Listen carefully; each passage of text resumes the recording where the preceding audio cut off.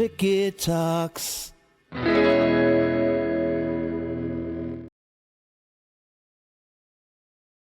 Episode 34. Wait a minute. Facebook's starting. So here we go. Hey, everybody. Episode 34. So happy, Matt. People in the comments right away, let me know how it sounds. We're trying to work on this sound system to fix it, and hopefully we got it. Today's show brought to you by Barnes Paving, the good, fine people at Barnes. Amazing people, in fact, want you to use them, and we want you to use them. You can find them at barnespaving.com, BARNES paving.com, or give them a call at 410-243-3710. Commercial, residential, driveways, patchwork, milling, crack filling, anything you need.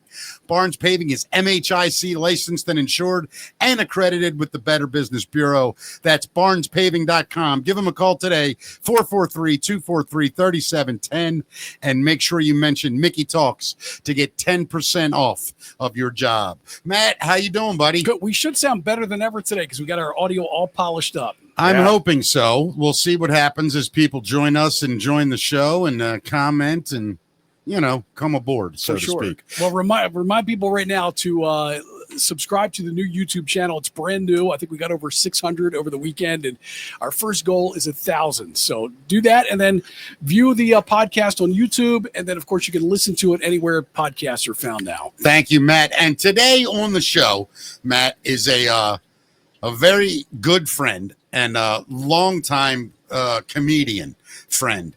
When I first started, I was a kid.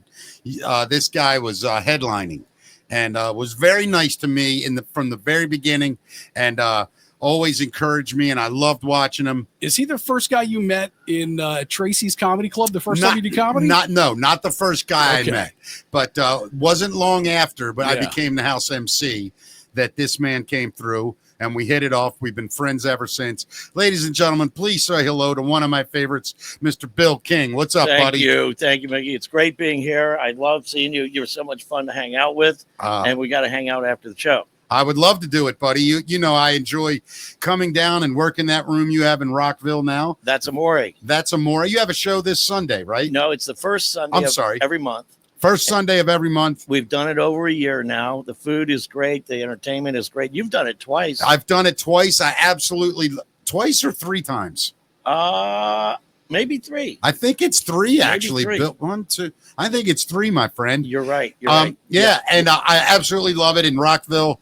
It's a great place. The food is fantastic. So get down there. Any place named That's Amore, it's got to have good food. Yeah, it's not bad. It's not bad at all. So, Bill, how have you been, buddy? Busy. You mentioned we met like 38 years ago. Is that what it is? 38? Something like that. And we did several shows together. And I have to tell your audience, of all the comedians I've worked with, who we're going to talk about here in a little while, you are the shortest comedian I've ever worked with. And he's not very tall either. Are you taller than Kevin Hart? I think Kevin and I are just about same size. I think so. Yeah. I do think so. Hey, Bill, I wanted to ask you, when the reason I loved when I met you, first of all, you are a fan of stand-up. Huge. You're a fan.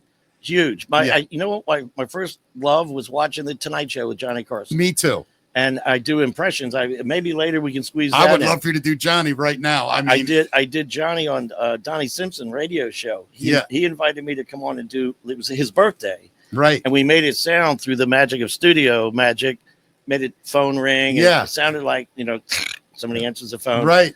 And Tony Perkins, the producer, goes, Donnie, it's Johnny Carson.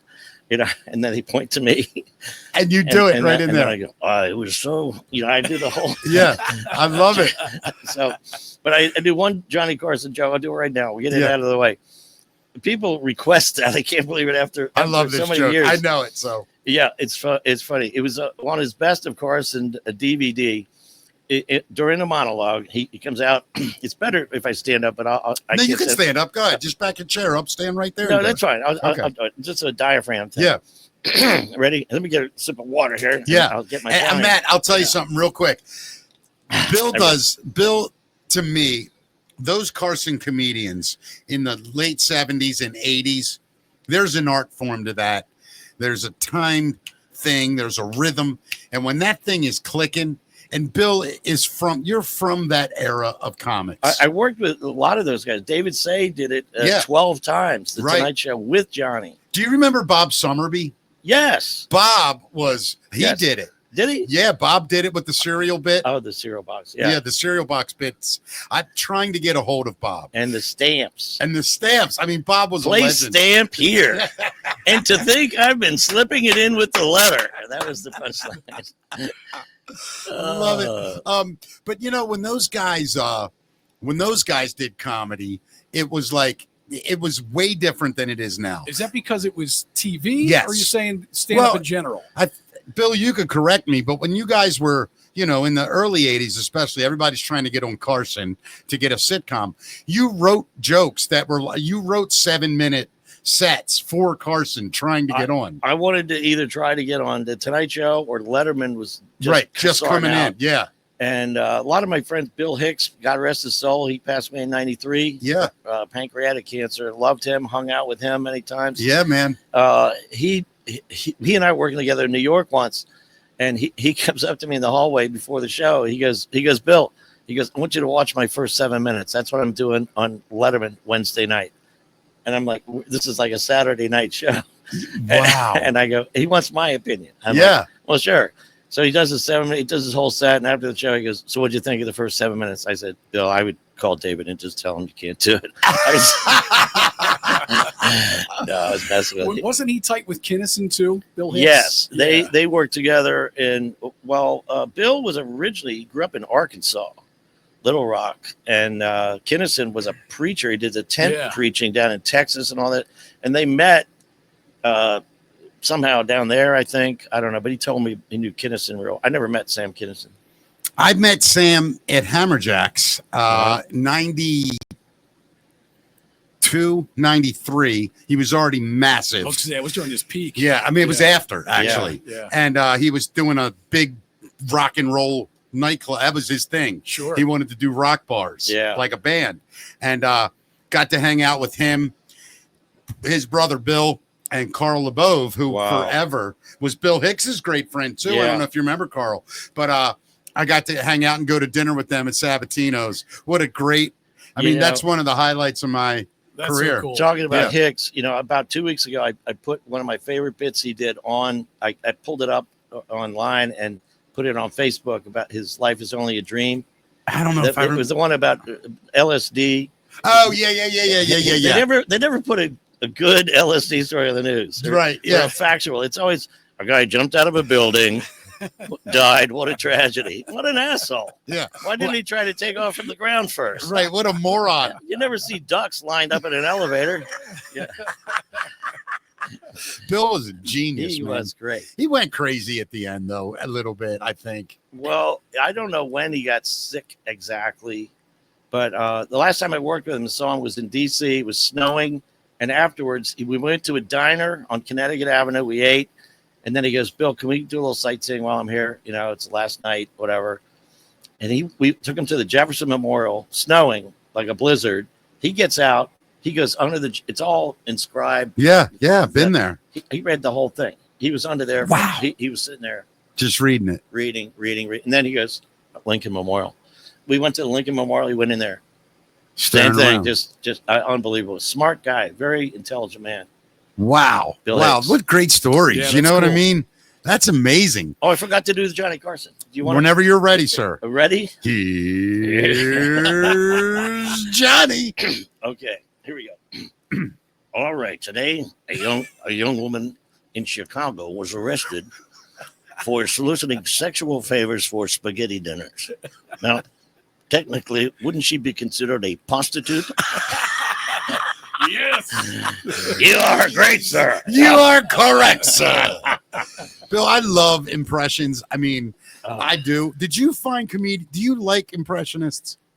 I do, but you know who I think overdoes it, and he's very famous? Rich Little. That was his whole thing. Kind of overdone. Yeah. When he did Johnny, he'd go, wah, it was wah. Yeah.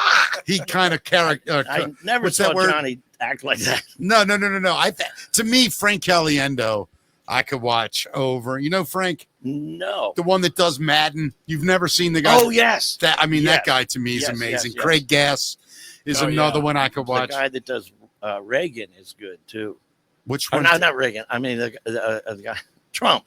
The current guy that does Trump. You're talking about Shane Gillis. Shane Gillis. Yes. is great, Yeah, man. Shane's Amazing. incredible. I Really love good. Shane. Very, very understated kind of Trump too. Yeah. Like you were. It's, to your point.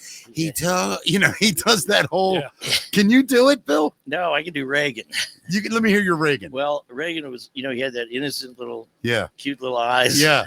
He'd go, well, Mommy and I are going to go to a little tavern this week.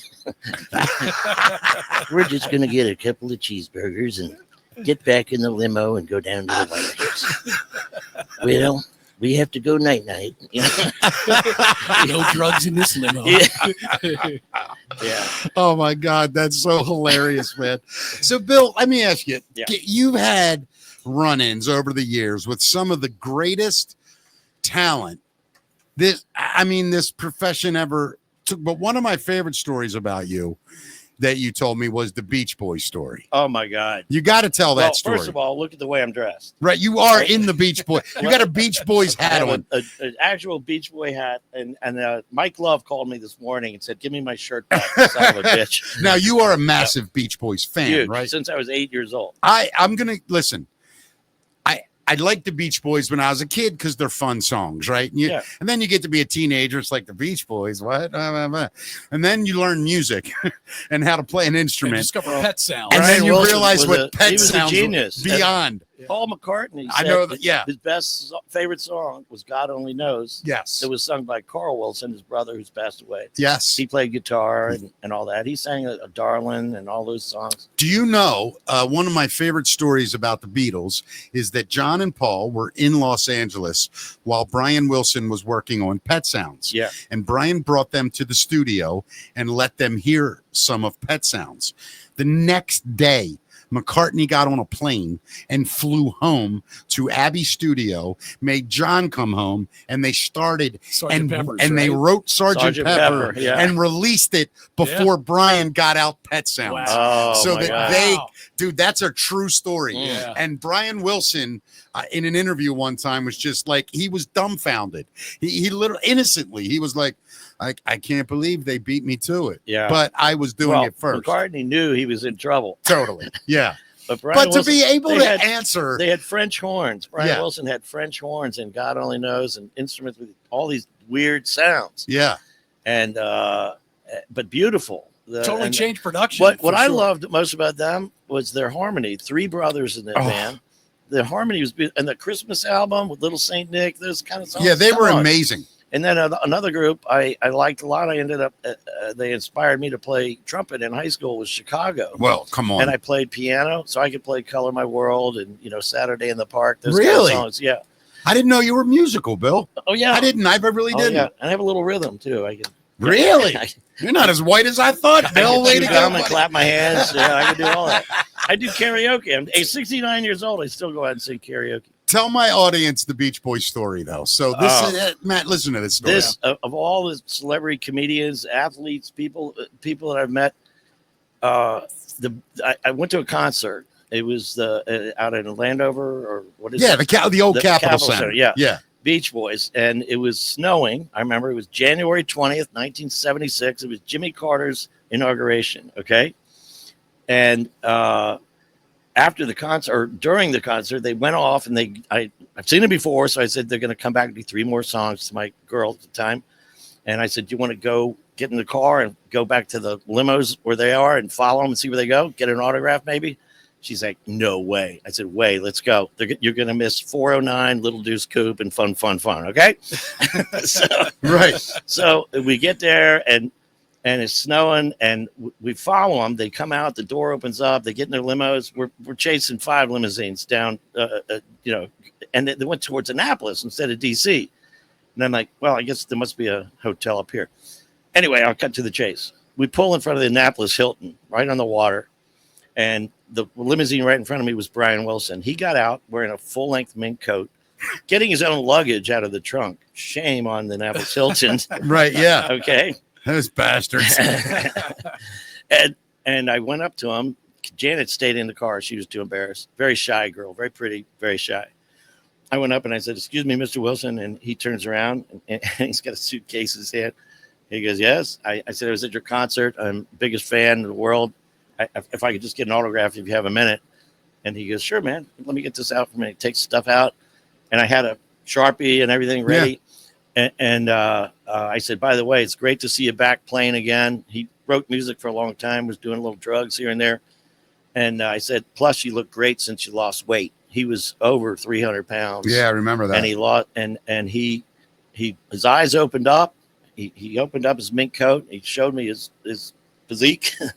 And he said, "Dude, I just lost 120 pounds. I'm flattered." He goes, "Is that your girl in the car?" And he's like, waves to her. And he said, "Park the car. I want you guys to come in. I'm going to go take a shower. You be my guest tonight. We're going to all hang out, me and my brothers." Wow. So I'm hanging out with the Beach Boys in their lounge. It was an L-shaped room. Trip, man. L-shaped room with a baby grand piano up on the stage. So we all get situated. We order our chicken wings and whatever and drinks. And he turns around and he goes, "Oh, a piano." He just did a 2.5 hour concert at Capitol Center. Goes up there and he starts playing "Help Me, Rhonda," and one of their top songs, most popular songs, and sung by Al Jardine. Recorded, he was the singer, and he did bah, bah, bah, and all the people in there, these snobs from Annapolis with their sailboats, they're like, "Who's this hippie banging on the piano?" You know, Right. And then when Al Jardine walked up and they see him and he's, "Help me, Ron, just the ladies, help." Right. He's doing, Right. "Well, now the guys." Yeah. They're doing that. And I'm sitting there like, somebody pinch me, please. And half the audience didn't even realize. Nope. And then they did. And they're Yeah. then they're all on their feet. It's Of course. Standing ovation. He comes up, bum, bum, bum, bum, bum, bum, bum, bum. He did one of those wrap ups. Yeah. And then he comes off. "Thank you, everybody." He comes out. He sits next to me again. He's sweating. Yeah. He goes, "Well, Bill, what'd you think of that?" And I went, "Brian, I already heard that one tonight." He laughed. He laughed so hard. Carl heard it too. Carl was right next to him. He's laughing. That's hilarious. And he goes, "Get him another Jack and Coke. Come on, Bill." That's awesome story. And he was a great guy, huh? It's like I'm talking to you. He was That's amazing. modest, just nicest guy. That's a see great showbiz It story, is. You man. didn't see old Charlie Manson run around anywhere, did you? Yeah, well, he was our waiter. Yeah. Hey, Bill, Beach Boy. Great story, related story. Yeah. David Brenner told me a story that I kind of love. And it's his sort of. It's not the same. He wasn't there, but he was told this story. Okay. And it's very dear to David Brenner. Yeah. And so years ago, and Bill will know who I'm talking about, and most of the listeners won't, a comedian was named Shecky Green. Oh, yeah. Now, he became sort of an unfair punchline to hacky, stupid jokes. Mm-hmm. But in his day, Shecky was an incredible nightclub comedian. I definitely know the name. In the 50s and 60s, Yep. no one wanted to follow Shecky in the Vegas bars and nightclubs. Yeah. He had a 10 o'clock show at the MGM Grand every night. Rickles had a midnight show at the Caesar's Palace at midnight every night. Shecky would get done, and then he'd go down, and then all the hobnobs would show up for the cool late comedy show with Rickles, the master. Oh, loved him. So Shecky was a notorious drinker. You know the shaker tins that bartenders use? Yeah. On stage, he would drink one of those with a little bit of ice and full of Crown Royal. Straight. Wow. Just straight out of a shaker tin. I mean, comedians drink alcohol? Yeah, imagine. So this night he gets hammered, and he had bought a brand new Cadillac, right? Nice. So he leaves the MGM or whatever, drives down the strip, gets to Caesar's Palace, and he turns in, and the fountain's there. And he hits the fountain. His car, literally, this new Cadillac, goes up into the fountain and sits on it. Fountains going everywhere. He passes out. The fire department shows up. They're banging on his car window. Water's going everywhere. He wakes up. He's dazed. He looks around. He sees the guy at the window, and he looks up and goes, "No wax." He thought he was at a car wash. That is That's hilarious. funny.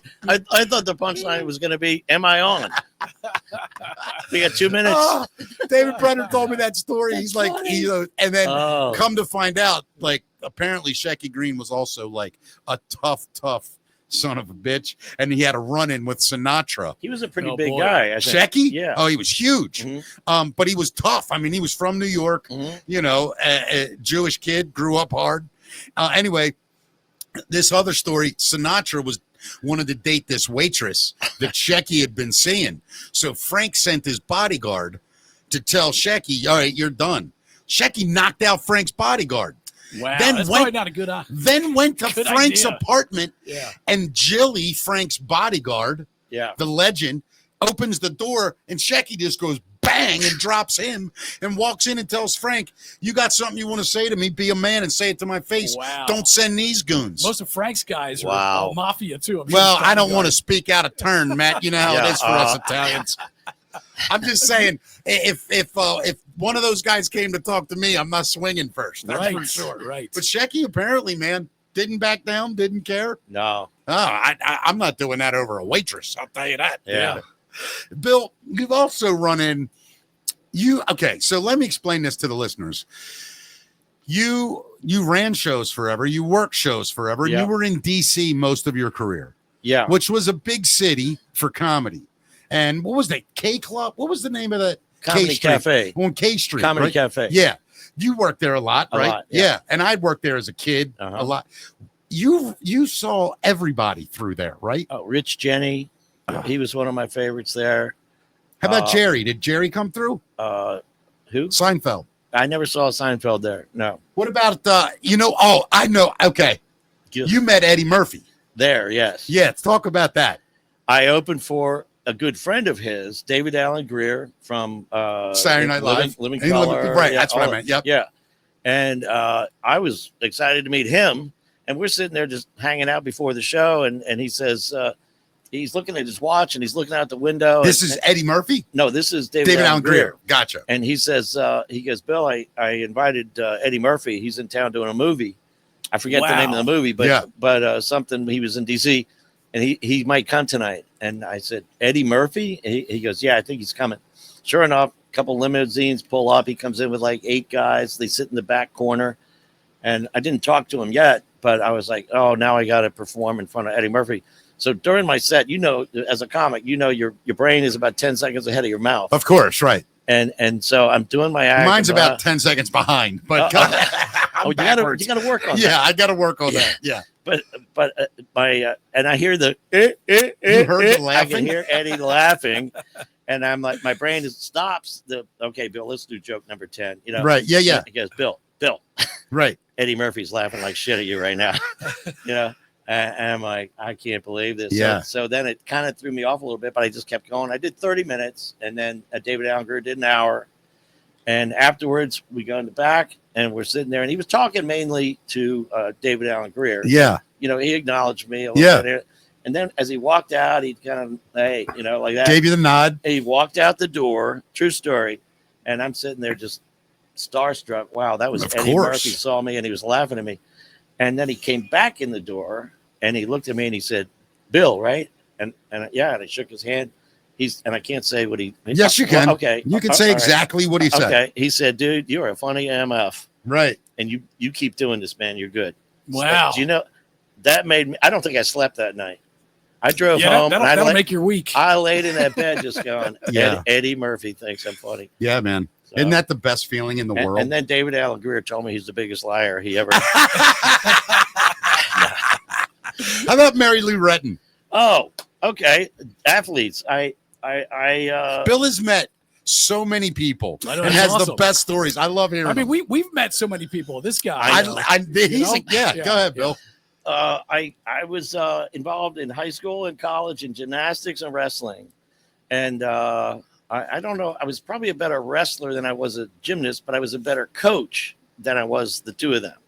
So anyway, I was a terrible wrestler, Bill. really? Yeah, I used to give up right after I had an orgasm. Oh, That is not my joke. That is, I think it's Jim Short, who I think passed away sadly recently. But another you great inherited it comedian. now. Yeah. Yeah. I'm sorry. So you were better He athlete. probably got beat up by some girl. Yeah, exactly. Of course, right. No, but I was invited. I was I rather worked for a gym where the married couple. He was in the '64 Olympics. Greg Weiss, his son was Michael Weiss, the Olympic skater, Right. and they had 2 daughters that were involved in diving. And anyway, I worked for them for a couple of years, and then got invited to a summer camp in West Virginia. Right. And so I go down there, and it's 1977 or 8. And I meet the couple down there at this gym, summer camp, 7 days, whatever. And I said, you told me on the phone, you got 2 sisters here that are beyond your ability to spot anymore. Well, I'm really good at tumbling, vaulting, and bars, but I don't touch the beam. I don't spot the beam. And they're like, okay, well, let's meet him. So she goes, Mary Lou, sweetheart, come here. There's Mary Lou Redden. How old? 9 years 9 old. years old. Yeah, and she Wow. was shorter than you. I believe it. Yeah, she was tiny. Yeah, no doubt. And she goes, this is Mr. King. Would you please show him your little cross tumbling pass there? She's doing like double layouts, double backs at 9 years old. And now probably 6-year-olds are doing that now. But I mean, back then that was like, what? And her sister Sherry was good, but not like Mary Lou. And then, but 7 years later, She's the greatest gymnast of all time. I'm watching the Olympics or trials or something, and next on Uneven Bars, Mary Lou Redden from Fairmont, West Virginia, and I'm like, honey, I was married. Yeah. I spotted this girl. Are you said that's the next time you saw her? Yeah, So you spotted her one day. Yeah. Remembered her name because she was fantastic. yeah, she was. Next time you see her is 780. The 80 Olympics, right? 84, 84. 84. 84 Olympics. Yeah, That's amazing. That's wild. Yeah. I can't imagine something that cool. but it just so proud of her, that I had something to do with her career. Spotted her for summer camp, and then later I met Dominique Dawes. She was in the '96 Olympics. I remember her. Yeah. and or was it 94, 98, something like that. Whatever it is, yeah. 90s. Yeah. But another Greg Louganis, that's a story. Oh, let me hear Greg And Louganis. That's comedy related. I'm doing a show in Raleigh, North Carolina, and great club.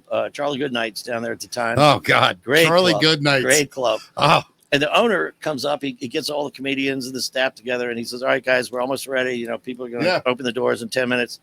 It's sold out. It was a Friday night, I remember. Sold out, but it's not just regular comedy people. It's the United States Olympic swimming and diving team, coaching staff, parents, 200 people or whatever. And I'm like, wow. And I was a big diving fan. Yeah. And Greg Louganis was a gymnast too. And I said, is Greg Louganis going to be here?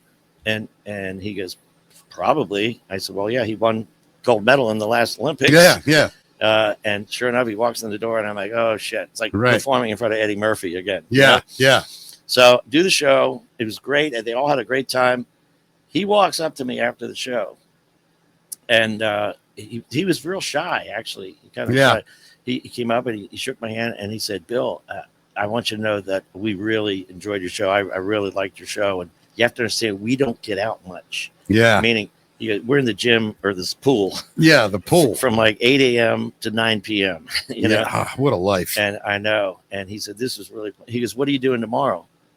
And I'm like, oh, nothing until showtime. Yeah. And he goes, well, tomorrow's the Olympic trials down at such country club. I'd like you to see me perform. I'm like, okay, yeah. He goes, I'll get you back behind the ropes and hang out with everybody. Wow. So I did that, and then they had a break or something, and he goes, come on in here, I'm going to change or something. Go in the locker room. He reaches in his locker, he pulls out a pack of Marlboro Light 100s.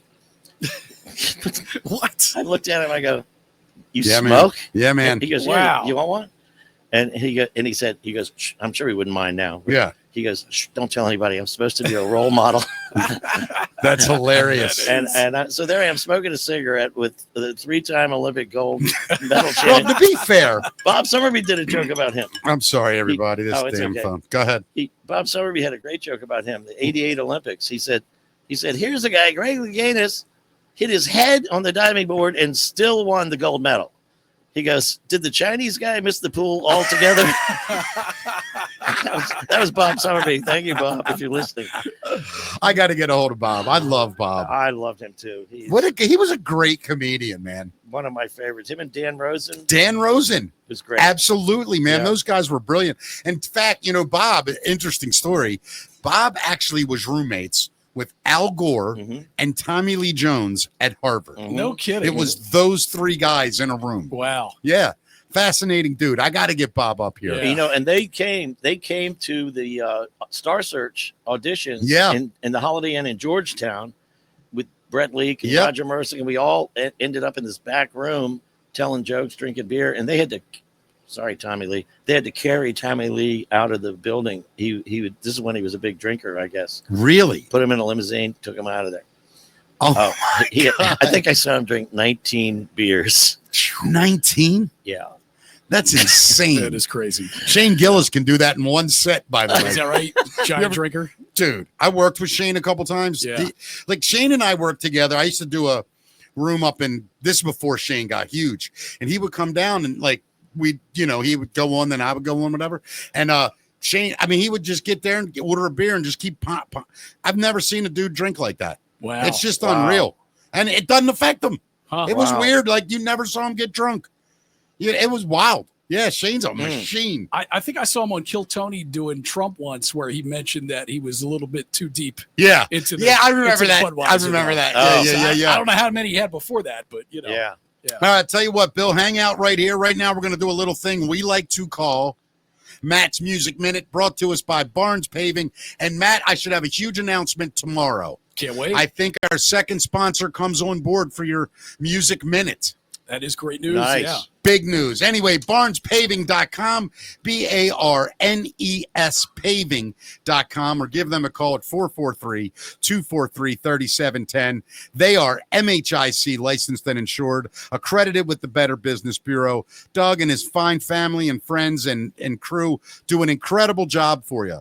They can meet all your paving needs and all your asphalt needs. They deliver exceptional service at low prices. And right now, when you mention Mickey Talks, you'll get 10% off at Barnes Paving. That's barnespaving.com. All right. Matt's Music Minute. What's up, buddy? Yeah. So Bill, guys, just chime in. All Paul right. McCartney and Ringo Starr will come together as character voices in the 3D animated film, which was inspired by McCartney's 2005 children's book called High in the Clouds. It was originally slated to be released in 2015. The story centers on a squirrel looking for the land of Animalia, where animals supposedly live in freedom and without any fear. Paul says, I've always loved animated films, and this is a hugely important passion project for me. I can't wait for the world to see it. Other celebs who will be lending their voices to the film include Celine Dion, Lionel Richie, and Jimmy Fallon. It's been in development for over 10 years and will feature 18 original songs by McCartney. Still no word on when it's going to be released yet, though. I honestly believe Paul McCartney and Ringo Starr. When I was a younger musician, whatever fan, I would look at those guys and be like, dumb old hippies ain't cool anymore, blah, Right. blah, blah. And then, as you mature and you learn about life and you look back, both of those guys, I especially Ringo, they really did an amazing amount of work for like peace and animals and like just being good caretakers of the planet. Yeah, that's and the true. people on it. And when you look back, when you're in the fucking Beatles, you could have been the biggest asshole like Lennon was. And they probably were. I don't think McCartney and Ringo were. I know Lennon was a prick, and George, they said, was a gentleman. He might have had some lady issues. He was the quiet one. Yeah, He was the yeah. quiet one. Yeah. But McCartney, I think McCartney is a good man deep down. He was raised in a good, loving, like if you know the history, Lennon was raised by his grandmother. Yeah. He had a tough road. He was a smart ass, you or me, buddy. Me. If things went bad, Lennon reacted bad, things like that. But those two, McCartney and Ringo, to me, they're legit. They're peaceniks, man. And as you get older, you kind of get it. You realize, yeah, fuck the bullshit, man. Let's just get along, man. Yeah. You know what I mean? Yeah, I'm a huge McCartney fan. Me too. I think he's better than Lennon all day long. They're both good, but McCartney had more of a personality. Yeah, agreed. Yeah, and I told you I sing karaoke maybe once a month. Yeah. The last I do Hey Jude, Do you can sing? and I do. Here's one I've done. First time. I'm 69 years old. First time in my whole life I did this one, and everybody loved it. Lionel Richie, Truly. You know that song? Yeah. Yeah. And there's a couple notes at the end that are a little high. Can you catch them? I have to grab my kuhas. Yeah. You know? But yeah, I hit it. I had him bring it down one step A whole step? because I couldn't. Yeah, that's fair enough. There's that one. You're almost 70, for God's sake. By the way, though, Bill, I saw David Lee Roth Saturday night. Oh, really? 70 years old. He looks awful. No, he actually, Did he look? his body, I mean, in the suit he was wearing, he looked awesome. I mean, his face and his hair is a He's little still wacky. thin, and Yeah, you and know, in shape. Dave was never an outstanding singer. He was No a front one liked man, him you for know what his I mean? singing. Right? He was a martial artist. But wasn't he? but you know, he's not doing the Vince Neil up there. No. Right? Oh, my God. He's singing. Yeah. Yeah. Karate moves. Yeah. Yeah. Karate sounds. But no, I mean, I think that's cool. But I love the Beatles. Yeah. And my son, Bub, 21 years old, is the one that really reintroduced the Beatles to me. Yeah. Because he used to say to me, Dad, you like the Beatles, right? And I'd go, yeah, I do. I Yeah. respect them. And then he started just like sending me things. And then he would start like talk. He's like, Dad, think about it. They did all this in 7 years. Wow. Like, and then he got so far deep in the beat. You cannot name a Beatles song he doesn't know. Yeah. It's amazing. And I really enjoy him now. And McCartney, to me, is the guy. Yeah. He was great. I Agreed. mean, Lennon's great. Yeah. And there's some awesome songs that Lennon obviously wrote. But to me, McCartney, And when Paul talks about songwriting, like, oh, anybody can do it. You Yeah. just sing a little tune. Yeah. I'm a little tune. all you got to do, is You quite- write a hit song. Yeah, it's quite Right. simple, Yeah. really. You walk in a room, you One say, of my favorites, and it was one of my first karaoke songs ever, was All My Lovin'. oh, it's a great song. I love that song. Close your eyes Yeah. and I'll kiss you. Tomorrow I'll miss you. And that guy can still sing too, man. Oh, my still God. touring at 80. Have you know? either of you seen the song that he held for years and eventually one night, I think he's only performed it once, and it was videotaped, and it's literally a song to John after his death. Oh, no, really? Oh, I'll send it to you, Bill. Yeah. I cried. I'm not going to lie. Yeah. He fills up kind of. You got to, Matt, I'll send it to you. Yeah, I want to hear it. In for fact, sure. you know what? Tomorrow we'll try to play a clip of it on the show, All right. and then we'll put it on the page for people to check out. It's beautiful, man. Gotcha. All right. Well, Oasis says, who needs an after party? Liam Gallagher has shot down a report that he and his brother Noel will be having separate after show parties during the Oasis reunion tour this year. The Sun was the one who claimed this, and to clear it up, it's not the Baltimore Sun. This is the UK Sun we're talking Right. about. They claimed that the brothers each had separate VIP lists for friends and famous fans to buy tickets, but depending on which brother you got your ticket off of, it's their green room and their after party you're invited to. I kind of get that. I do, honestly. Well, Liam says it's not happening. He says that is not the case at Oh, all. wow. He took to his X account to refute the Sun, writing, after parties are for wankers. I'm getting straight off after the gigs to get my beauty sleep. This level of sexiness doesn't happen by staying up talking bollocks to Bellins. Hey, that's I've funny. said that. Now, do you know Oasis, Bill? Are you familiar with any of their stuff? I've heard of the group. I can't think of it. Yeah, no problem. I mean, they didn't come out till what, 94. But they were considered like the Beatles of their day. Yeah, I They remember. blatantly ripped them off. They say they do. Yeah. They still wrote Yeah. amazing songs. I mean, if you're going to rip off a style, Yeah. you might as well rip off the greatest songwriting duo of all time. Well, they Yeah. kind of copied, like, the Beatles did yesterday. Yeah. Oasis did a song called Day Before Today, which, thought that was kind of cheesy. I think I like a Blur actually went further and they did Tomorrow. I don't know if you heard that one. But no, I listen, Liam Gallagher, John and Alan and I, and we're talking about this Saturday at M3. He's the greatest living rock star of what you think a rock star is supposed to be like. Those Yeah. guys from the 60s and 70s that really set the tone, Zeppelin, the Stones, the Beatles, Hendrix, the Who, all the crazy, Aerosmith, those kind of guys. Liam lives that life. I know, but you think that those guys you just mentioned were as arrogant as the Oh, Gallagher 100%. brothers? Oh, yeah. You really think? Not they weren't the showman. And most of Liam's arrogance Yeah. is tongue in cheek. The media the media made the mistake of buying into it, and he never let him off the hook. Yeah. Once they did. Yeah. And he loved the cat. Now, he was an asshole, and he drank like a lunatic and did tons of drugs. So that makes anybody a jerk off.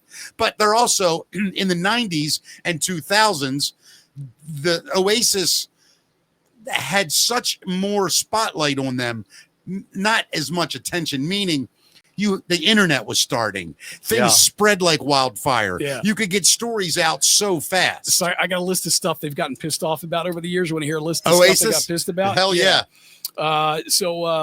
This is Noel Gallagher specifically, actually.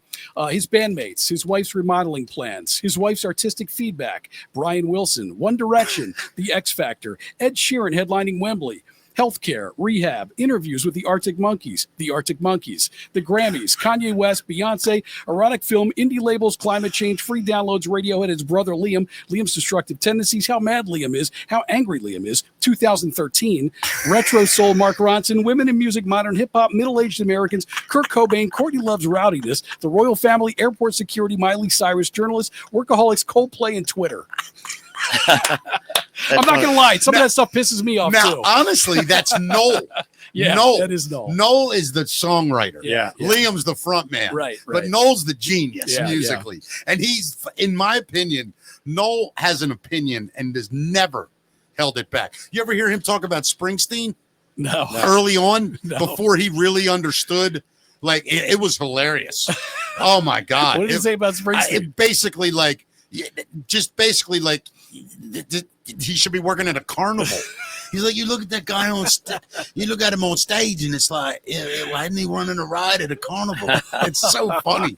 Like the stuff they've said about other rock stars. Yeah. Wow. And when he was asked, I think it was him, it might have been him or Liam, honestly, when they said, do you have anything more outrageous to say than when the Beatles said they were bigger than Jesus? And Noel Gallagher said, yeah, well, if they were bigger than Jesus, trust me, Oasis is bigger than the Beatles. Yeah. And that went over like a lead balloon. Like a lead Right. balloon. Yeah. Right. And- But the fans loved it. His fans Wow. loved it. Speaking of the lead balloon, Yeah. Jimmy Page has once again been slapped with a lawsuit by someone he's very familiar with, Jake Holmes. Does that name mean anything to you? Jake Holmes. Jake is a songwriter. He's a guy that wrote and recorded "Dazed and Confused" in 1967 before Page. Was and he the in the Yardbirds got a hold Yardbird? of it. Oh, okay. Never Yeah, mind. yeah, Right. yeah. Yeah. So he's a songwriter that mostly made his living doing songs for like jingles. Like he did that Dr. Oh. Pepper song. Yeah. Be a Like pepper, Barry I'm a Manilow. pepper. Barry I Manilow. thought did a Barry lot of that. Manilow Yeah. did that one. I'm pretty sure it was him. Okay. Anyway. pretty Or sure no, it was- Barry Manilow did Coke or Yeah, Pepsi. One of those two. Yeah. So he's the one that did it before Zeppelin recorded it in 1968 for their debut album in 1969. And the 85-year-old sent a cease and desist to Page and other defendants. Would he last just get month. around to it? I guess so. Talk well, about a to-do list, Bill. well, the that re- song came out in 68. yeah, the reason he did it was because the guys used it in the new feature documentary, Becoming Led Zeppelin. Oh, that's which why. just came Yeah. out. Yeah. So he sent it to them, launched the lawsuit, and he first filed suit against Page in 2010 and was settled out of court with the songwriting credit indicating the song was inspired by Jake Holmes. So Oh. Well, Is any, I any heard- relation to John? Yeah, John Holmes. Yeah, he played the skin flute. He was buried 6'9" deep. Yes. 9 inches deep. One of the things about Page, he did Nick a lot of stuff. I mean, let's not beat around the bush. Oh, there was a lot of blues songs, Oh. and I mean, if you go and listen, the Lemon song and I stuff. want to go on the record as saying I'm a huge Zeppelin I'm fan. the biggest, I love yeah. those guys, but if you listen to "Stairway to Heaven" and that song from Spirit, It's who unbelievable. he got the demo Yeah, tape from, yeah. I mean, it's It's pretty much Yeah. that. whether he did that intentionally or not, Of course. who knows? Yeah. Yeah. And that's why I try not to watch a lot of comedians on TV because I have a lot of stream of conscious. Yeah. And if I hear something and it makes me laugh, it'll end up in my head, and 8 years later, It'll come out. it'll make sense, and I'll say it, and then somebody will go, "Oh, I think so and so said that," and I'm like, God damn it. That happened to me once. I went on stage and I said, I get no respect. I'll tell you. What a crowd. No. No, hey, before we go, I changed subject for a second. I want to thank the Uber driver who got me here. Oh, yeah. I had an accident kind of on Route 70 I ran over a sharp piece of metal, so it tore the transmission panel and the Was that on the way here? off of my truck. Yeah. I panicked. Whoa. I got the car somehow 2 miles to a station. I had to like push it in the driveway. I'm sweating. I'm like, I'm never going to make this show. And long story short, her name is Sharon Generette. Sharon, if you're out there, I love you. She's very funny, very sweet. She talked to me. She made me laugh. Round of applause, Sharon. But as Sharon she's Generette? driving in Baltimore. All right. And she's like, Bill, well, tell Mickey. I said, hi. Yeah, I've heard of Mickey on the radio. Blah, blah, blah. Oh. Get out of my way.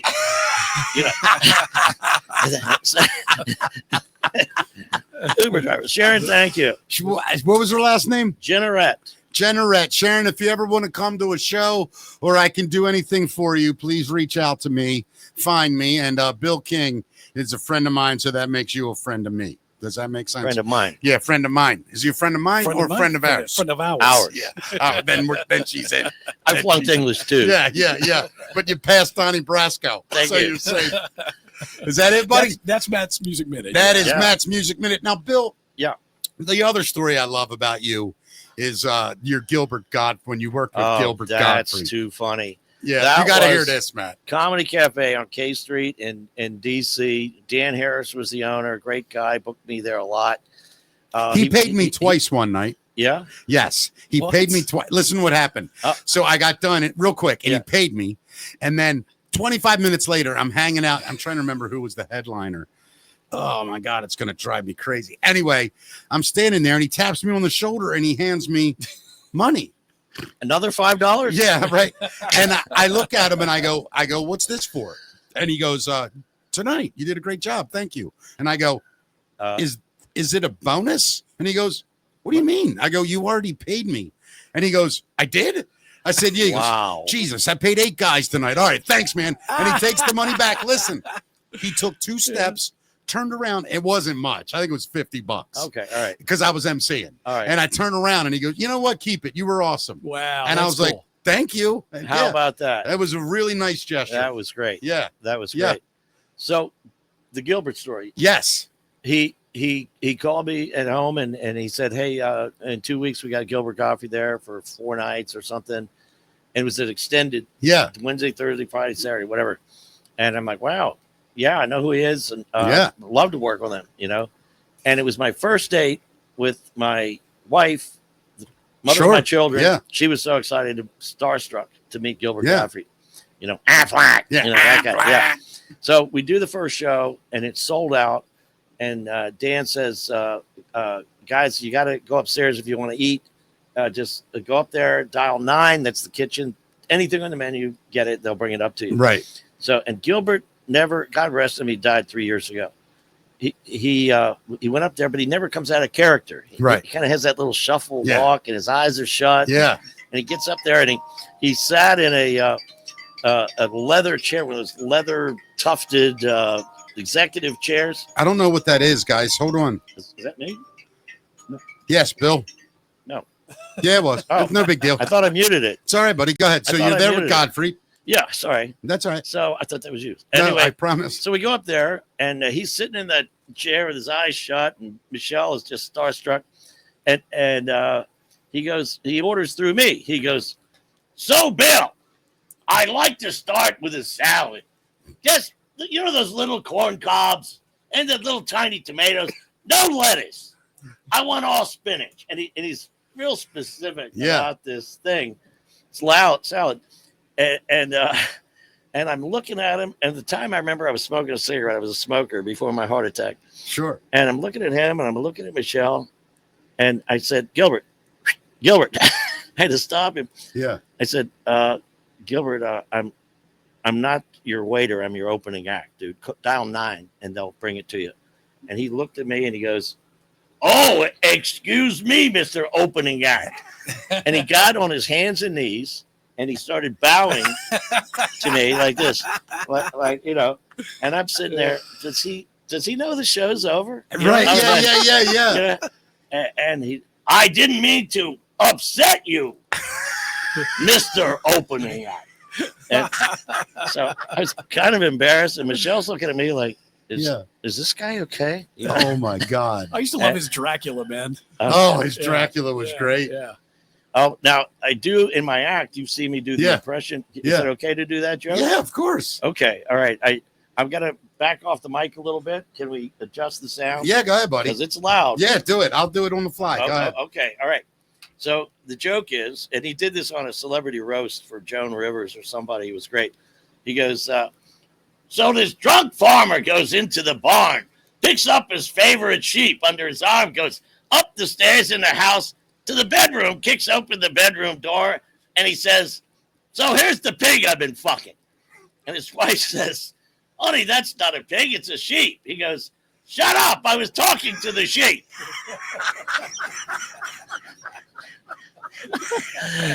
Sorry for the F-bomb. I love it, man. That is I hilarious. was talking to the I was talking to the sheep. Bill, who is the best comedian you ever saw? one of my favorites that stands out was Brian Regan. Brian, that's also my favorite. Clean. My kids, I brought my kids up on him. He's incredible. He's so funny. I can't see the numbers. The UPS. Yeah. Oh, I mean, he's such a genius, man. Yeah. You familiar with Brian Regan much? I know the name, but I don't really know his material. Oh, Matt, he is Yeah. just Well, the best next one level. is the astronaut joke. That's his best. You know one. it? When he's at the party and he's Oh yeah, the yeah, guy's yeah. bragging about his Yeah. Ferrari or his Yeah. Porsche, Yeah. and he goes, "Well, what about you?" He's, "Oh, me? I walked on the moon."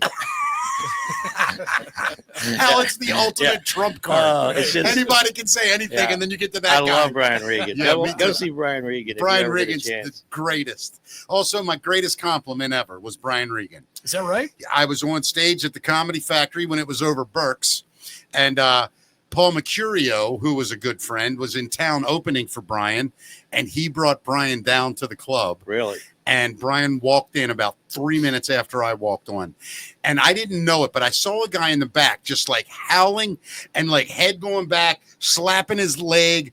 Like, and when you know what I mean, it's like a comic's laugh. Yeah. When you see It's real. It's real. Yeah. And it wasn't until I'm about 75% through that a door opened and the light shined in the back. And I caught the look at the guy and I was like, oh my God, that's Paul Mercurio and Brian Regan. Oh man. And I knew they were in town. So I finished my show and I get done. And when I walked out, I looked over and Brian Regan was gone. Well, when you used to come off stage at the Comedy Factory, as soon as you walked off, you'd walk straight ahead through a door. Yeah. And that was the service bar right there. Yeah. So as I walked through, I'm like, damn, they left. I opened it up and Brian Regan was standing there with a shot of Grand Marnier for me. Wow. Wow. And that's- I walked out and he's standing there and and I'm like, I literally went, Brian Regan. And he went, hey man. And he handed me the drink. He goes, this is not a lie. Paul Mercurio was my witness. And so is Shannon Ferletti from the Baltimore Comedy Factory as the bartender. He literally said to me, that's the best comedy club set I've seen since Kinnison. Wow. No And kidding, I man. swear to That's huge. all my children. It's a big compliment. And That's good. I didn't know what to say. I was like, and then I laughed. I'm like, oh, yeah, that's hilarious. He goes, dude, that was incredible. And we cheers. We did our shot, sat down. We sat there till 1:30, 2 o'clock in the morning. Just, it was amazing. Wow. To hang great. out with him, the stories. That guy's he's got. amazing. He was on Seinfeld, the Cars and Coffee thing. Oh, 3 times he's been on. yeah, that was great. Yeah. My favorite on there, though, well, it's 2 of them. Leno's jokes are incredible on there. Yeah. He tells jokes at the end, street jokes. Yeah. Glenn, I always screw the one up. I'm going to wait and show it to you when we're done. Yeah. And then another guy I loved on there was Ricky Gervais. Uh-huh. Just with Jerry. You know, I wasn't a huge Jerry fan for a long time. I Yeah. didn't really get him. And then after watching that My show, wife's gonna hate you. she a huge Yeah. Seinfeld. Oh, No, she's I get massive. it now. Yeah. Here's Yeah. the thing. I get it now. Yeah. I always thought he was just a swarmy dick. Like that's what he Yeah. reminded me of. Just an arrogant, elitist, educated dick, right? He was funny as hell, but I never really bought it. Yeah. And then when I watched his show, I was like, I totally get it Oh, now. Have Yeah. you guys ever seen his documentary? I think it's called Comedian. Oh my God, yeah. Jerry Yeah. Seinfeld goes out for a year and does open mics. And it's, eats Yeah. yeah, just eats yeah. bags of dirt some nights. Yeah. It's inspiring, man. Well, the guy, his nemesis in the movie, Oh my God. I can't remember the other comedian. Orny Adams. Remember the other comedian trying to get going at the same time, and they cover him as well. It's crazy. Been a while, but yeah, it's a great. Have you ever seen it, Bill? No. It's called Comedian. Okay. You'd love it. All right. As a comic, you'd love it. All right. Are we done? Have we done? That's the facts, Matt. We have not. Let's get into it right now. All right. That's the facts, Matt. And we're going to get into it. Brought to us by Bill King. Yeah. Who's got a big show at what's it called? That's Amore. The first or last? First Sunday of every month. So you just had June is the next one. It's in Rockville, Maryland, Shady Grove Road. It's been going real well. We've done it over a year now. And what's the name of my future wife who owns that place? Nicole. Yeah. She doesn't know it yet, Matt. Her boyfriend's going to put up a fight. Yeah, I bet he will. But I'm just kidding, by the way. But the only reason I say that, she is so nice to me. Yeah, she's nice. What a sweet lady. If you get a chance. She loves comedy. She really does, She and does. she runs a great place. Get down there. That's Amore in Rockville, first Sunday of every month. Matt. All right. So the U.S. Army is officially starting to recruit for space fighting. The U.S. Army now recruiting. On Friday, the Pentagon announced a new space-related military occupational specialty that is slated to start in October of next year. Military officials believe that it's important for the U.S. to be prepared for battle wherever it may happen, on the land, in the air, in the sea, in cyberspace, or in actual space. This is the first time ever that soldiers have had the chance to specialize in space operations. I just got a comment, by the way, that Drea, Andrea, who's always in the comment room, she runs the McFam page and all that. Okay. Yeah, anyway, she said Gilbert Gottfried reading 50 Shades of Grey got her through COVID. Really? Apparently he did it. Oh, yes. Please get in here. Do what I say, woman. I love this Andrew Dice Clay impression too, man. God. Hilarious. Yeah. Oh. Yeah. What else we got, bud?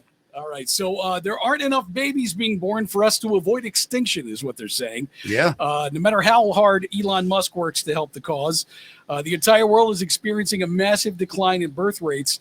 New numbers say that in order for humanity to avoid long-term extinction, each woman would need to bear 2.7 children. And right now, around 2/3 of the planet has a reproduction rate of under 2.1 children per woman, which was previously believed to be the standard. And the U.S. is at 1.66. I feel like there's too many people in this world, but apparently not. Yeah, absolutely. Wow. They've been on 695. The You know, problem, obviously. I mean, it is a weird thing to think about. Like, why wouldn't less people make more sense, right? Yeah. Less to feed, all that kind of stuff. Sure. Yeah. I don't get it. I don't understand. You mentioned Dice Clay. Yeah. I have a funny short story about Dice Clay. When I was booking the Crystal City Comedy Club in Arlington, Virginia, back in 85, 86, 87, I think. Right. And the phone's ringing. We got 100 people out in the parking lot standing in line. Phone rings. It's Andrew Dice Clay. I go, hello, Crystal City Comedy Club. Oh, yeah, can I speak to Bill King? And this is before he did the Dangerfield special, so I had no idea who he was. Right. And I'm like, you speaking? And he goes, yeah, look, Jackie Marlin gave me your phone number, right? And can I get a date at the club? He said it's pretty good. And I'm like, can you send me a tape or something? And he goes, send you a tape? You don't know who the fuck I am? And I'm like, no, sir, I really don't. You got to be kidding me. He goes, I'm in Philly, I'm in New York, I'm everywhere. And I said, dude, I got 100 people waiting to be seated. I really got to go. Call me next week. Click. And I hung up on Andrew Dice. And never talk to him again. No. And let me tell you how that story went from Dice 2 weeks later. So I called this guy in D.C., right? I say, hey, I'm going to come play your room. He fucking hangs up on me because he don't know who I am. Oh, That's what he would say. Yeah. And then he finished with, what a jerk off.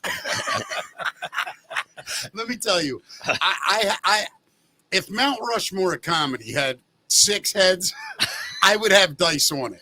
I can't put him in the Mount Rushmore. You have to have a volcano with a cigarette, But I swear to you, to me, Dice was phenomenal. How did you like him? Well, he Yeah, at first, and then the women's groups hated him, and then all the stuff. mean, But I didn't mind he was any- funny. It was a character. People have to understand. right. He was a the character. 80s, man. And Yeah. not only did he rule he was one of the first big, huge arena Him comics. and Kinnison invented Yeah. arena I love comedy. and the nursery rhymes. Jack and Jill went up a hill. They both had a buck in the corner. Jill came down with $2.50. That fucking old. Oh, I love Dice. he did Madison Square Garden. He was doing 3 nights in a row. He was doing something right. You ain't kidding. Yeah. I loved him. I Yeah, love him. Yeah. To this day, I still follow him. He says that the whole thing was a character, but have you seen him on his social media? But it's all the same Yeah. thing. yeah. It's just a character. He's gone crazy, but I love He his has social gone a media little now. nutty. Yeah. I like when he just walks up to random people Uh-huh. in stores. You and want the picture he Oh, got- I've seen that. yeah. You want to get a picture of what? with the face? Yeah. The face. The face. Yeah. Yeah. I know. And he has that silly hat on. Yeah, oh, he's a nutbag. Yeah. He's got those Sam Ace Rothstein glasses on. Yeah. Looks like it's 1978 and he's running a casino somewhere. Yeah. I love him. They made those from a 68 Volkswagen windshield. you know. All right. Well, we have 2 drivers who have been caught using dummies to drive in carpool lanes, right? So the Washington I State think Police. they're called ladies. Yeah. No. One of them was a dummy lady. 2 drivers were caught using dummies to illegally drive in carpool lanes in the space of just a few days. Trooper Rick Johnson, public information officer, said on social media that the first driver was pulled over Tuesday in the high occupancy vehicle lane when a trooper noticed the only passenger was a mannequin wearing a brunette wig, a plaid shirt, and a scarf. He said the driver admitted this was only able to use. He was only doing it to use the HOV lane. The driver also indicated he has not named his passenger either. But happened a couple days later. Same thing, man. So people in Washington apparently driving around with dummies in their cars. There's some weird things happening in the world Yeah. right now. Like I don't know what's going on See, it's anymore. too many people. Yeah, say too many people. I agree. Hey, let me ask you: if they said we did have to, get rid of some people, Yeah. who do you choose? What do you mean get rid of some people? We got too many people. Well, look, who's having the problems right now is China and Japan. They've got So we should get rid of all them? these people retiring over there. Yeah, with yeah. nobody going into the workforce. Right. Yeah. Yeah. They're going to start importing labor. Yeah. That's what happens Yeah. in big worlds. Or we'll get AI soon and it won't matter. And trust me, China and Japan will be the first one. Yeah. Have you ever seen Tokyo, subway stations and the things they have that are basically 10 years ahead of Like us? those trains that go 120 miles an hour. I don't Yeah. get it. Yeah. How can they have it and we can't? Who's in that much of a hurry? Really? I mean, That's funny, by the way. I got to be working. I got to be working 3 seconds. Listen, Bill, I got to be in LA in 40 minutes. Yeah. I know I'm in New Jersey. Right. Make it happen. Come on, Get on it. step on it.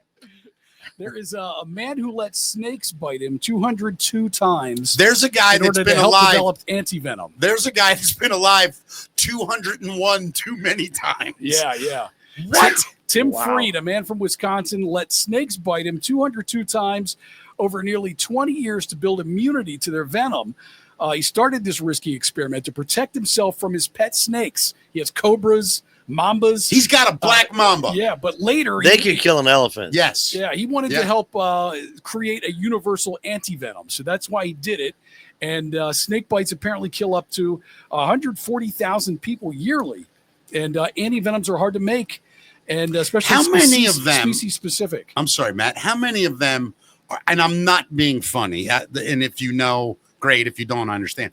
How many of them you think are like local tribes people that live where these black mambas live in Africa and stuff? I'm Exactly. sure it's a lot of people in Australia. you I mean know? Australia. I Yeah, said yeah, Africa. yeah, Yeah, it's yeah. Australia, the black But mamba. right? Africa, I'm sure as well. Yeah. I mean, I get it, but it's, if I got killed tomorrow by a deer, Yeah. are we going to, and it's 140,000 out of 8 billion. That's a lot of people, though, man. Is it? And I don't know. Is There it? are rattlesnakes all over. There's rattlesnakes in Maryland where we live. No, I now. do Oh, know yeah. that You Western know? I've seen Maryland. copperheads in Maryland a lot. Oh yeah, Yeah, copperhead's yeah. been here, but the rattlesnake I think is relatively new, and it's I Western think it is, Maryland, too. right? I think it is too. Well, I think my brother got bit by one. He was doing something, mowing a lawn or something. It was a bush and got bit by one. Where'd he live? And it was a dry bite, thankfully, so that he fortunately didn't get a lot of venom. But where'd he live? What area? It was Baltimore County. Wow. Really? Yeah, Baltimore County. A rattlesnake. A rattlesnake under a bush. Damn. Wow. Yeah. That'll learn you. You know, the guy who did the testing with the venom, Yeah. does he know there's other jobs out there? McDonald's always has. Roy Rogers, anybody. Roy Rogers. Yeah, Come on. jobs that pay, right? So he's helping the rest of us. He says that this stuff will fully protect you against venom from 13 snake species and partly against 6 others. So Wow. he's been bitten by a bunch of stuff. That is awesome. Speaking of AI, there's a humanoid robot that appeared to snap and attack factory workers. So AI has not been figured out yet. Apparently. See, I did not say it in the beginning. I know. One of these robots are going to get pissed off because They- they're going to be able to realize and program themselves to realize, I don't need this shit. Just like any other union guy. You might be I too don't- young. You guys yeah. might be too young. The movie Stepford Wives. Do you remember Well, that? I can't. Yeah, they remade it though. They did like remake it. robot women Yeah, that do yeah. whatever, wearing an apron. I can't wait. You know. I watched the Jetsons. That was the same thing, right? Yeah. Rosie. Yeah, I can't wait for robots. This robot was in a Chinese factory. A humanoid-looking robot went wild and attacked workers as seen in creepy closed-circuit TV footage. The robot, held by a small crane, suddenly started swinging its arms fast and hard like it was angry. 2 workers nearby ducked and backed away as it knocked over a computer monitor and other stuff on a desk. And at one point, the robot even tried to walk forward as if breaking free. One worker pulled the crane to stop the chaos. But apparently, this isn't the first time it happened. This comes after other robot incidents, like one leading a showroom rebellion. How about that? That's Those are freaky out. insane. Yeah. Wait, so a robot just doing its job got pissed off and started swinging. Who knows if the thing is actually anything close to being conscious, but something went wrong, right? I mean, But that's what we worry. We worry about them becoming sentient, don't we? yeah, That's scary. All the science fiction movies, anyway. That's what happens. Yeah. it's bizarre to think that things can go that way. Yeah. I think technology is going way too fast. I mean, I like technology; it's good. But back when I was young, we had records, 45s, Yeah, of course. Yeah. LPs, and then the cassettes came. 8-tracks, 8-tracks. and then I bought 28 tracks, and then they go to the record store, and like, oh, we don't have those anymore. Cassettes, shit. Yeah. Yeah, and then it was like, oh, now we got DVD, now we got CDs, now we got laser discs, now we got. Yeah. Now you don't even need anything. Now you just put a chip in your head and you have everything. Yeah, That's where you we're just- heading. You touch your nose, and it's like change the channel. I'm ready for that, though. Are you really? Download Brazilian Jiu-Jitsu Oh. into my head. I was thinking All the Brazil, but I languages? wasn't thinking Yeah. jiu-jitsu. Download Brazilian naked women in my head. Now I'm all for that. Oh All right, man, there's a guy who hopped the zoo fence to look at a fake crocodile, and it ended up biting him. Good. So here's a tip. If you go to a zoo and see a crocodile in an enclosure, it's probably real. A man found out that when he climbed into an enclosure at a Philippine zoo, he was promptly bitten by a female crocodile. The guy hopped over a chain link fence with a cell phone in hand and was even warned by staff. When the croc grabbed his arm, it dragged him to shallow water and death rolled him. Luckily, a zookeeper was able to force the croc off the man, and he was taken to the hospital where he got 50 stitches. how do you force without a cannon or a 30-30? How do you Yeah. get a crocodile off a guy? I don't know. That's I a great. You can ask some guys in Florida; they probably know. Jeez. Florida man definitely knows. let me tell you something. Them Panhandle, Florida Gator Yeah, dudes. I think I know. They play Crocodile Rock by Elton John. Crocs Scares start the dancing. crap out of them. Yeah. I'll tell you what though. You ever watch that crocodile show on History Channel? Whatever the You're not guys. talking about Steve Irwin. No. It was these guys hunt crocodile down in the bayou. Oh no, I'm Bayou. going to watch it now I though. forget Oh, that's what's it called. Louisiana. That's Yeah. down What there. What's that damn show called? Croc hunt. I Crocodile forget. Hunter. Something like no, it wasn't crocodile. Something gator, something bunch of hillbillies. Yeah. And this guy, this smoking hot daughter that did it too. Oh my God! But anyway, just a bunch of they literally hunt alligator. I see Wow. videos all the time. They're like the police down there have trouble with them, and they got these guys that's Yeah. wearing like a sleeveless T-shirt, come Six out, and fingers. He'll get him down, Yeah. wrestle him around, get him on the back of his pickup You truck. got to get them. Yeah. You got to do these gators right. You You got know to what'd be sneak up. funny is go down to Florida and some of these places sell these little 8-inch long alligators. Yeah. Get like a bucket of them and bring them down to DC and throw them in the tidal basin. That'd be fun for cherry blossoms next year. Mommy, look. I mean, I wonder what would happen, seriously, God. if you release like 10 baby gators, like at Loch Raven somewhere. Oh, the bass would eat them. You, A bass would eat them. a baby gator? Yeah, they're only like they're A little. bass would eat a baby gator? Bass eat other bass. Really? Little ones. They're nasty then. Yeah. I like catching them though, bass. Yeah. I love fishing. Yeah. Oh, We that got- would be crazy. We got anything else? I'm going to go fishing with a baby gator then. Yeah. Put that on a hook, throw that some bitch out there. That works. That's a way to do it. Yeah, so there's a kid in Kentucky who accidentally ordered 70,000 lollipops on Amazon. Accidentally. Yeah, a woman in Kentucky named Holly says her second grader ordered 30 cases of Dum Dums on Amazon. Each case had 2,300 lollipops, which means she was getting more than 70,000 for nearly $4,000. Nice. So she contacted Amazon. They were cool at first. She was like, just refuse the delivery and they'll refund your money. But when the driver came, they didn't knock and they stacked up all the cases on her porch. And once they were delivered, Amazon said they couldn't take them back. The good news was, though, that social media and news stations took over and people started ordering boxes from her to help her out. And she managed to sell there them you all. See, go. that's See? America right there. That's beautiful, people. Feed them to the alligators. Way to They go, love man. lollipops. Have you ever had like your kid order something from Amazon, do that to you? Carlin I stopped them. Carlin tried to order, what was it? It was like $100,000 watch. Oh my God, really? I mean, I would When have he was never. how old? I would have never. My card would have never gone through. Right. But he was. He Probably, does have your genes. Yeah, 100%. He's probably 5 or 6, Wow. and he just saw this thing and it was a cool looking watch. Right. And he clicked on it, and then he saw the button that said continue, and then it was like he was almost to the buy now, and I'm like, "What are you doing, buddy?" I walked back in my office, and I'm like, "What are you doing, buddy?" He's like, "I like this watch," and I looked up, and it's like at the order page. And I'm like, "Don't click another button." So that it was like $94,000. Wow. Yeah, Yeah. pretty wild. You lucked out. I did luck out. Yeah. Yeah, I got lucky there. Yeah. All right. Well, that's the facts, Matt. Thank you, guys. Matt. Yeah. Bill King, Yes. what a pleasure. Thank you, man. You know, man, I really like working with you, Bill. I got, I want to announce it. Okay. I'm going to announce it now, Matt, and tomorrow we'll talk about it. All right. I have been very lucky recently and have been given a chance to take over a comedy club that is very dear to me. Underneath the Bowman, in fact, Yeah. where Bill and I met, was the old Tracy's Comedy Club, the original Magoobies. I am going to be just booking that room, and it's kind of my room, and I'm really excited about it. And that will start either June or July. Still Yeah. trying to figure out the exact details. We will know everything tomorrow. And you got a cool name for the place, too. I do. The name of the club, as most people know, Hammer Jacks, the rock club, is where I really kind of started making a name for myself. Right. And so I decided in tribute, I'm going to call it Hammer Jokes. Love that. And, I like it. yeah. I like it. And that's going to be the name of the club right there at the Bowman Restaurant. Really psyched about it.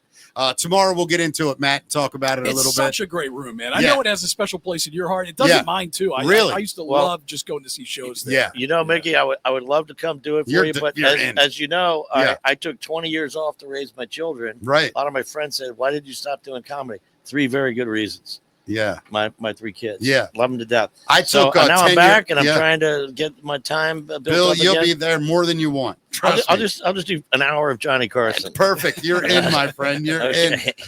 Everybody, thank you so much. Matt, where do they describe? How do they follow and make us bigger? Subscribe to us on YouTube. We need those subscribers. Soon we're not going to be on Facebook. So Right. you're going to have to watch us on YouTube.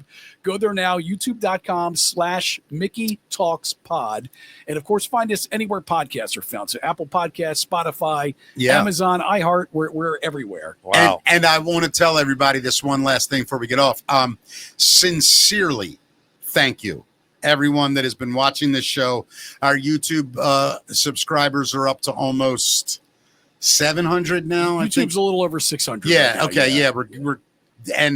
We're almost there, man. 300 and Yeah. some more to go. Once we get to 1,000, we're official and we're on our way. And it's a hard number to get to. People think, oh, it's only 1,000 people. It's a lot harder than you think. Yeah, it For is. people to make Try us- putting a YouTube channel up, and you'll put Yeah. up 100 videos with no views. Yeah. So I'm very happy with where we are. Me right too, now. man. Yeah. Bill King, once again, Yeah, thank you. That's Amore, the first Sunday of every month in Rockville. Look up the restaurant. Go to the restaurant, even if you can't make it that night. Wonderful people. Natalie's Seafood Kitchen. Looks like, Matt, We're going to be there Friday. looks like we're going to be there Friday. I'll know All right. tonight for sure. Everybody else, have a great weekend. Kiss your loved ones. Hug them. Tell them you love them. It's important. We'll Thank see you you. guys later. Thanks, you guys. See ya.